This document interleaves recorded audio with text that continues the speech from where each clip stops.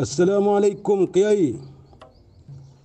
Bagaimana masyarakat bisa percaya pada kelompok antum Kiai, yang mana sedikit sekali pendukung dari tokoh Kiai pesantren besar yang merespon ilmiah antum, dan kesempatan itu oleh para habaib dimanfaatkan sehingga mereka pun beralasan bahwa ulama Nusantara yang hidup atau yang sudah meninggal mengakui nasab mereka.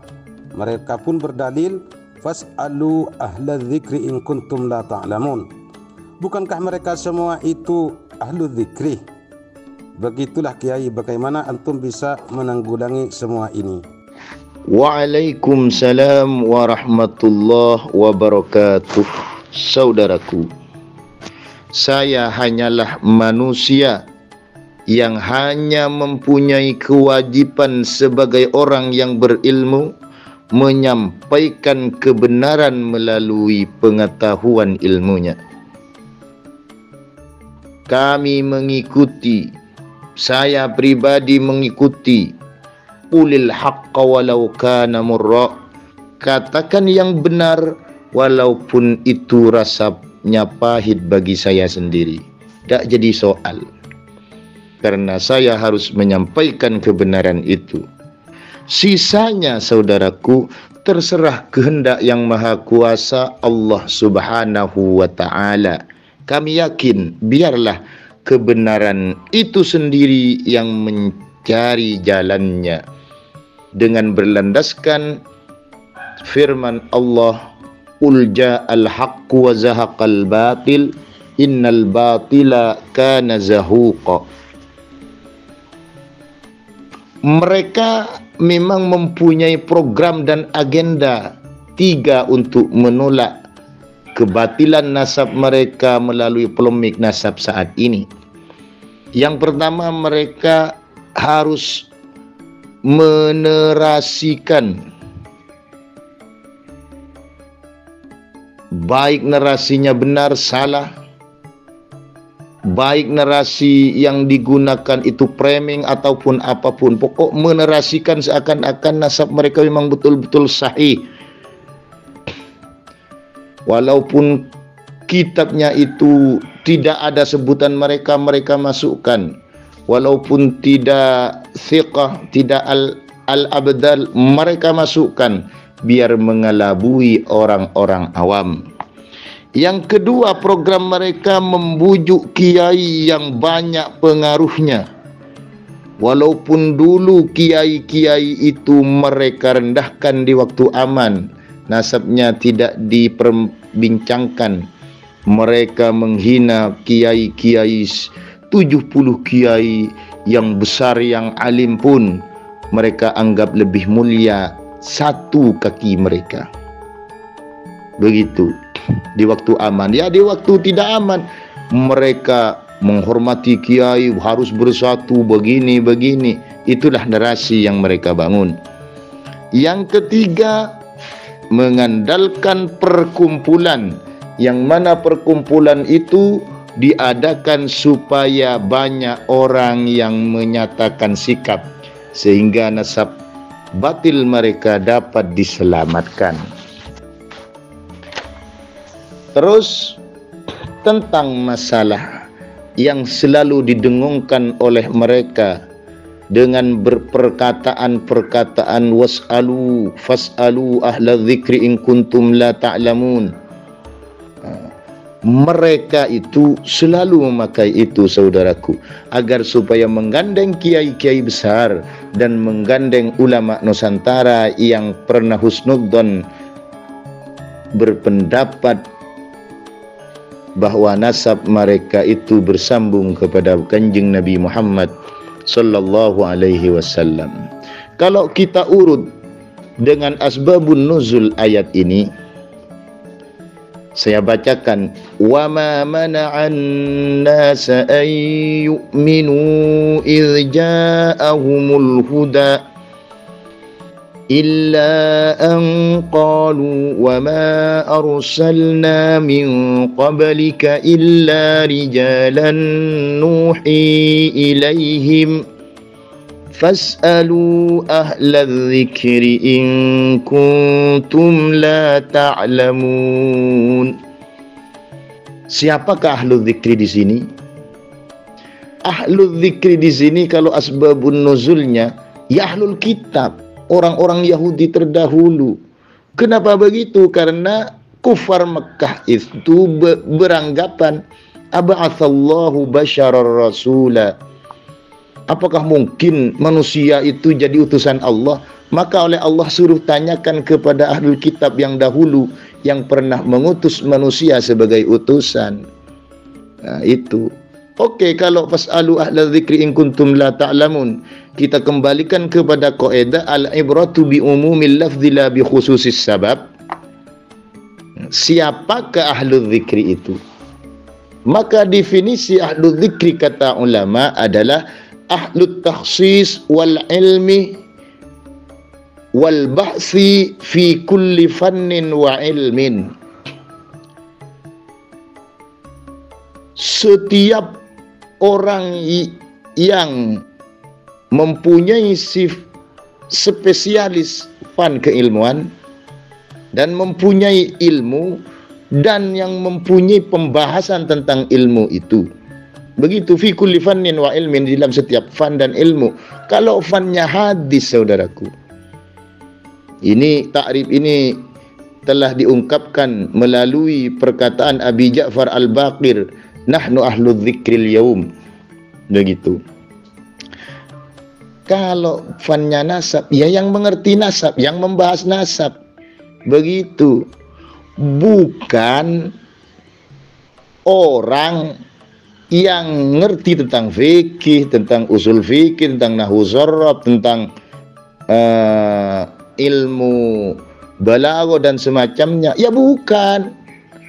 Itu ada fan-fannya masing-masing. Begitu. Siapakah kalau sekarang? Ya orang yang sungguh-sungguh membahas tentang ilmu nasab melalui kaedah-kaedah ilmu nasab dan struktur-struktur yang tertera di dalam fan ilmu nasab ini. Itulah yang ahlu dzikri, bukan orang-orang yang ahli fikih, ahli seperti antum kebingungan jalan di Surabaya mau ke Cirebon atau mau ke Jawa Tengah, bingung, nggak tahu jalan. Apakah harus tanya kepada orang alim fikih, orang alim nahwu, orang ahli hadis? Ya ahlu dzikrinya orang yang tahu jalan. Begitu. Oleh sebab itu fan-fan keilmuan itu ada bidangnya. Kalau sakit ya jangan tanya orang alim yang fikih, ya tanya sama dokter. Begitu. Sehingga ahlul bahsi, ahlul ilmi, ahlul takhsis itulah yang menjadi pokok ahlul ilmi. Begitu saudaraku. Oleh sebab itu nasab itu bisa tetap dengan alamat sabitat, alamat wadihat. Satu, tanda-tanda yang jelas. Alamat wadihat, tanda-tanda yang jelas. Bayinat sabitat, melalui bukti-bukti yang telah tetap.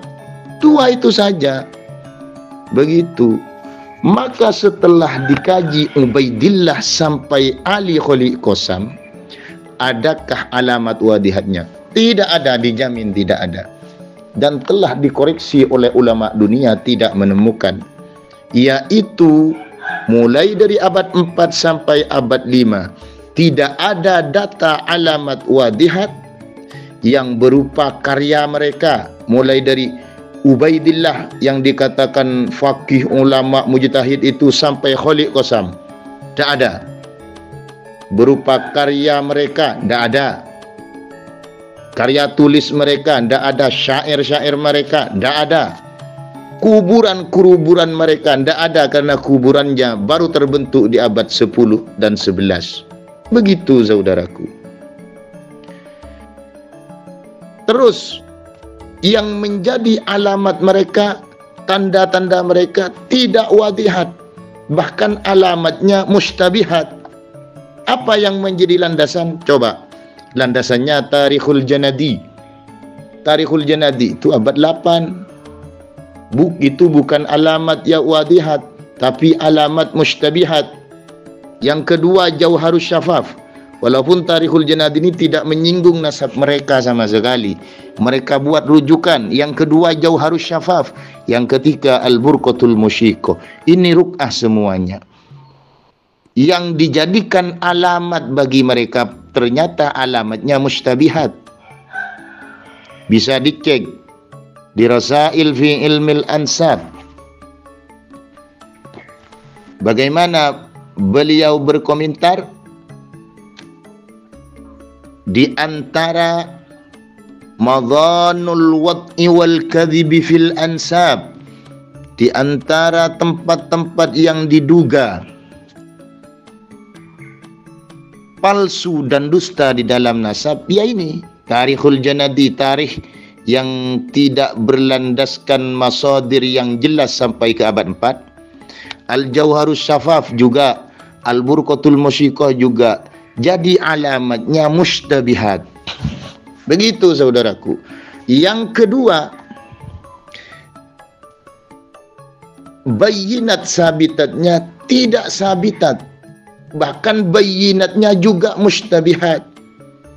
Kenapa? Setelah dicek syuhrah wal istifadahnya hanya sampai abad 9, bahkan sampai abad 10.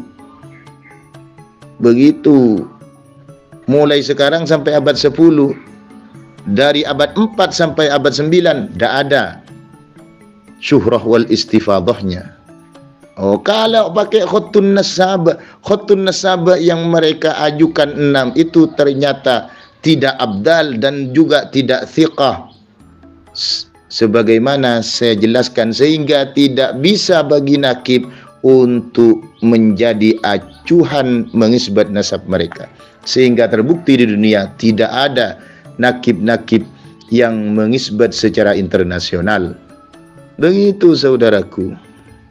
Lalu nasab mereka itu bagaimana? Nasab mereka itu di dalam Fawaidun Nasab di 234 dikatakan an-nasabul ladzi i'tarafa bihil qaum walam yasbut ba'dal ba'thi fahuwa minasyubuhat.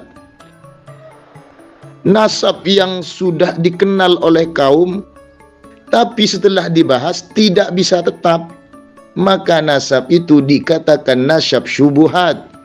Bisa dicek di Fawaidun Nasab. Nah, bagaimana komentarnya Rasail fi Ilmil Ansab di halaman 101? Wa yasbutun nasab bil alamatil wadihat wa bil bayyinatis sabitat. Nasab itu bisa tetap dengan alamat yang jelas, bayyinat bukti yang tetap, wala yasbutu bisyubuhat, dan tidak bisa tetap dengan melalui syubhat. Sehingga Al-Kafi Al-Muntakhab di halaman 29 mengatakan nasabun batil itu apa? An-nasabul ladzi lam yasbut li'adami sihhatihi.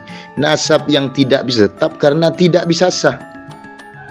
Kenapa bisa tidak sah? Karena ada dua ilat. Apa ilatnya? Al-mufta'al wal mustabah. Apa al-mufta'al itu? Wa huwa an-nasabul ladzi wudi'a ala ghairi aslin. Nasab yang telah diletakkan pada bukan dasar yang semestinya. Coba lihat di Al-Burqatul Musyikoh halaman 150 dan 151. Memasukkan Ubaid kepada Abdullah, katanya referensinya Tarikhul Janadi, ternyata di sana tidak sesuai dengan data yang mereka bawa. Tidak pernah ada Ubaid, tidak pernah ada nama Ubaidillah, dan tidak pernah Jadid bersaudara dengan Alwi disebutkan di Tarikhul Janadi. Dan data yang kedua, Talkhisul Iwajinya terbakar. Ini aneh-aneh ini saudaraku. Nah, apa yang mustabah itu, yaitu terdapat syubhat dan waham. Kenapa terjadi syubhat dan waham? Karena terjadi adraj di dalam Ubaid dan Ubaidillah mencantolkan kepada Abdullah, sedangkan rujukannya Tarikhul Janadi, bahkan nasabnya Syarif Abil Hasan saja itu pakai tutup kurung, buka kurung, tutup kurung. Berarti itu terdapat qausaini yang la yuthaqu bih. Itu nasabnya Abil Hasan. Mereka mengambil dari Abil Hasan. Begitu. Sehingga karena tidak tetap nasabnya udiu ala ghairi aslin, tidak sesuai dengan dokumen yang dasar, maka itu dikatakan nasabun batilun. Bisa dicek di Al-Kafi Al-Muntakhab 29. Itulah cara mengertikan dan memverifikasi nasab-nasab para habaib ini. Perlu kajian dan kecerdasan yang luas. Begitu saudaraku. Terima kasih.